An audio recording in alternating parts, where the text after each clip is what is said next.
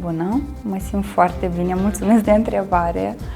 Vin de mulți ani la dentist pentru controale de rutină, igienizări periodice, chiar și o albire cu laser pentru un zâmbet mai strălucitor.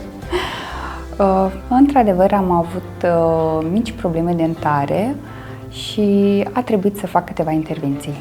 Recunosc că am avut emoții, am fost puțin îngrijorată, dar totul a fost perfect.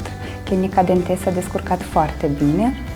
Medicii m-au tratat cu multă grijă și atenție și m-au făcut să mă simt confortabil și în siguranță pe toată perioada tratamentului.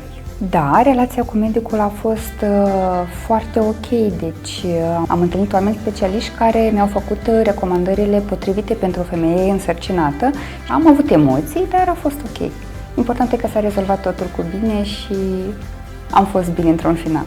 Da, bebe este mare deja, a făcut un anișor și avem primii dințișori și acum ne pregătim pentru primul control. Cu siguranță vom veni tot la dentist, doar că de data aceasta la clinica pentru copii.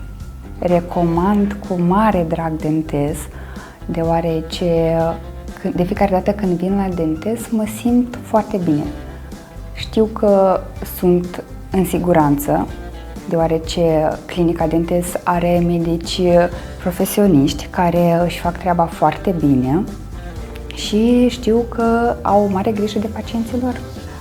Zâmbetul este foarte important pentru fiecare dintre noi, eu așa consider. De fiecare dată când am fost la dentist, aici la voi, totul a fost mereu perfect, deci anumite obiecții nu am ce să zic, doar cuvinte de laudă și mulțumiri pentru toată perioada tratamentului care am parcurs la dumneavoastră. Nu mi-este frică de dentist, mi-a fost cândva când eram mică în copilărie, dar am depășit această frică și chiar vin cu drag.